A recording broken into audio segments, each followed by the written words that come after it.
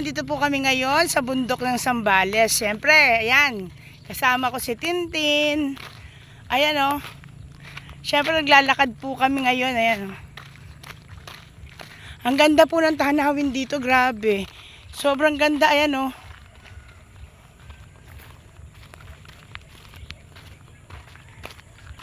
Ayan, malapit na po kami sa bundok.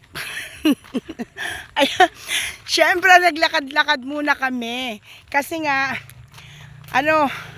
gusto namin makita yung mga tanawin dito. Ang ganda. Ang ganda dito sa Zambales.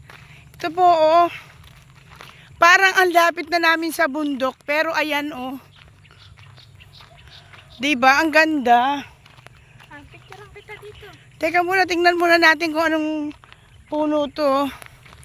Ayan o. Ang ganda po rito sa Zambales. Kaway-kaway. Ayan. Siyempre, naglakad-lakad muna kami kasi kain kami ng kain kanina pa. Ayan po. Ang ganda ng pinuntahan namin dito. Yung iba hindi namin sila kasama kasi natutulog sila. Hindi nila alam na lumabas kami. Eto yung mga puno. Ayan o.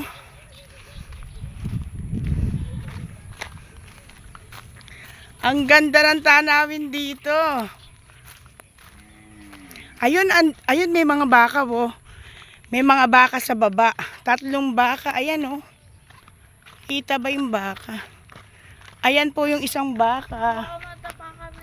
Oo nga. Tapos ayun pa oh. Ayun, may 2 baka pa ron. Ayan, may 2 baka pa dyan.